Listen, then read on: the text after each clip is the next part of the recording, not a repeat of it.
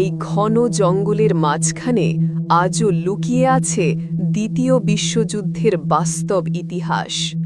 যেসব বিমান একসময় আকাশ কাঁপিয়েছিল, সেগুলো এখন পড়ে আছে নিঃশব্দ, নিঃসঙ্গ আর ভুলে যাওয়া স্মৃতি হয়ে। ৮০ বছর ধরে কেউ স্পর্শ করেনি, কেউ ফেরতও আনেনি। পাপুয়া নিউগিনির দূরবর্তী পূর্বাঞ্চলে অবস্থিত কোকোদা এয়ারফিল্ড একসময় দ্বিতীয় বিশ্বযুদ্ধের গুরুত্বপূর্ণ সামরিক ঘাঁটি ছিল। আজ সেখানে দাঁড়িয়ে আছে ইতিহাসের নীরব সাক্ষী। শত শত যুদ্ধবিমান, ভাঙা ডানা, মরিচা ধরা ধাতব দেহ আর অর্ধেক জঙ্গলে ডুবে থাকা স্মৃতি। এই এলাকায় পাওয়া বিমানের বেশিরভাগই ১৯৪২ থেকে ১৯৪৫ সালের মধ্যে ব্যবহৃত হয়েছিল। প্রশান্ত মহাসাগরীয় যুদ্ধে আমেরিকান, জাপানি এবং অস্ট্রেলিয়ান এয়ারফোর্সের বিমানগুলো আকাশে মৃত্যুর ছায়া নিয়ে উড়ত। বোমারু বিমান B-17 flying fortress, B-25 Mitchell এবং ফাইটার বিমান P-38 লাইটনিং জিরো ফাইটার একসময় যুদ্ধের গতিপথ নির্ধারণ করত।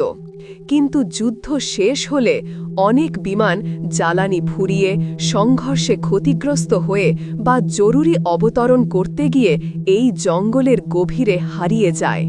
সেগুলো আর কখনো উদ্ধার করা হয়নি।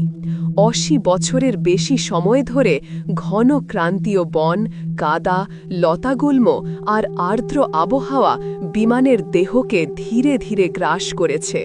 কোথাও গাছপালা বিমানের ভেতর দিয়ে বেরিয়ে গেছে, কোথাও বৃষ্টি আর সময়ের ক্ষয়ে পুরো কাঠামো ভেঙে পড়ছে।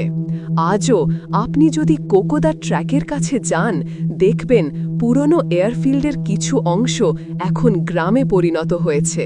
শিশুরা সেখানে খেলছে, কৃষকেরা জমি চাষ করছে।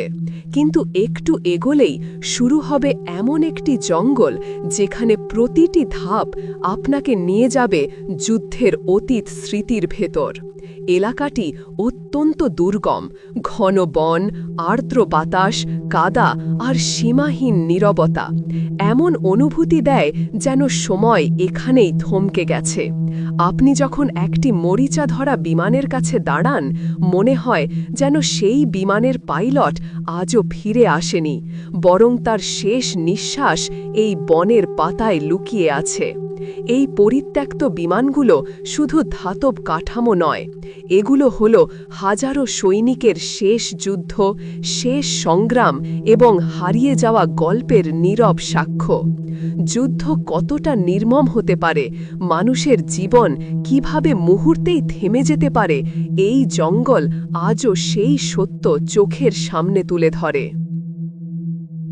আমাদের প্রতিটি ভিডিও আপনাদের জন্যই, তাই কেমন লাগছে সেটা জানাতে ভুলবেন না।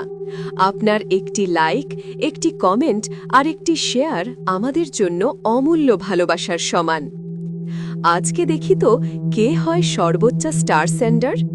আপনিই কি সেই বিশেষ মানুষ যার স্টার আমাদের পরিশ্রমকে আরও আলোকিত করবে? আপনার পাঠানো প্রতিটি স্টার আমাদের জন্য একটি আশীর্বাদের মতো। ধন্যবাদ আপনাদের ভালোবাসা ও পাশে থাকার জন্য।